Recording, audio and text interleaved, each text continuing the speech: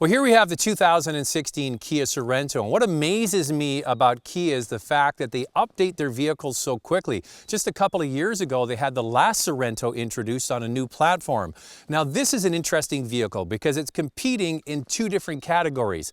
The Sorento on price starts at just around $27,000, and that's right in the heart of the small SUV space. We're talking about vehicles like the CR-V, the RAV4, and the Escape. So on price, it competes with those vehicles, but on size, it competes with much bigger vehicles.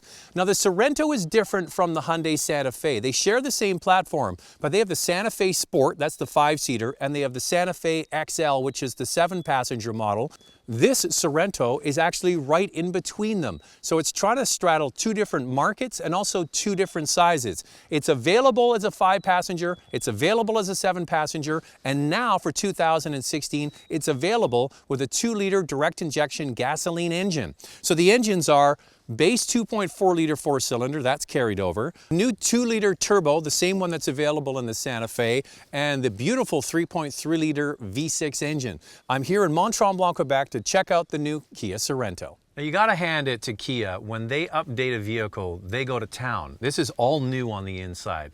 Beautiful materials, accents all around the vehicle with this brushed aluminum look, the piano black finish, soft touch materials on the dash and the doors and the armrest all look really high end. Now, this is the top model and it gets the 8-inch screen here in the center of the dash. Now, this is only available in upper trim if you get navigation. Unfortunately, you don't get that screen as standard equipment on all trim levels, and most vehicles get the 4-inch UVO screen and the base models just get a radio. So I wish they could spread this across more trim levels. As I mentioned, only upper trim get that if you order navigation. Then you've got the TFT screen in behind the steering wheel. Lots of information there that's easy to read and great looking graphics. Nice switch gear. And this plastic here is kind of got soft, kind of rubberized on top of it. It feels really nice. The way everything moves is just first rate.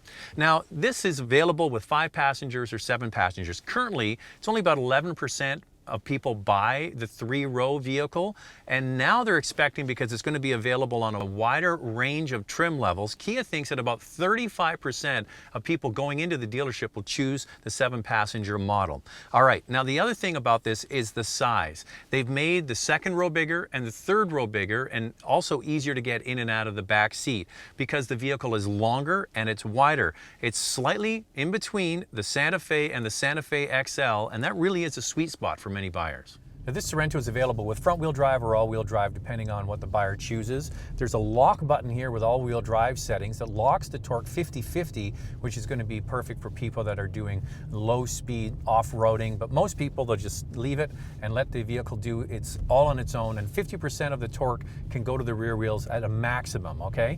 Now, the 2.4-liter 4-cylinder is carried over from the old Sorento. It has 185 horsepower and a 6-speed automatic transmission. Then you get into the new 2-liter turbo that has been used by Hyundai and the Santa Fe for the last few years. It's a beautiful engine, 240 horsepower, 260 foot-pounds of torque, but it runs on regular gasoline. That is a beautiful thing for anybody who has had a turbo before. Having to fill up with premium has been a pain in the backside.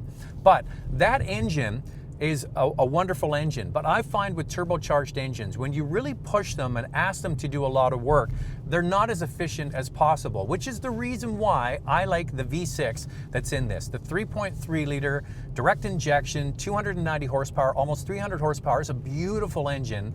It does everything very well. It doesn't have as much torque as that 2-liter, but you know what? For everyday driving, that would be the engine I would get, and that's the standard engine with all 7-passenger models. They've also changed the electric power steering, which has been a real weak link for Kia and Hyundai in the past. They've improved it, and if you get the top SX models, you get an electromechanical system, which makes it even feel more direct, and that is a big improvement compared to the old one. In addition, they've improved sound deadening insulation. They have acoustic glass in the side and the front on some models, and the body is much stiffer than it was before. So it all comes together to make this a much more drivable SUV. Now, with an available turbo engine, it's going to open up this market to a whole bunch of new buyers. Now, one of the things with adding a 2-liter direct injection gasoline engine into the mix with the Sorento is a bit more complexity with the trim levels and the pricing. Now, here's the easiest way to remember it. The 2.4-liter base 4-cylinder is only available on the base trim. You can get it in front and all-wheel drive. Now, all of the other 5-passenger models get the 2-liter direct injection gas engine, either front or all-wheel drive. If you want the 7-passenger Sorento, you have to get the V6. So base engine is the 4-cylinder, all the 5 passengers get the turbo, and all the 7 passengers get the V6. The 2-liter turbocharged is really perfect for people that don't need to take a lot of people all the time.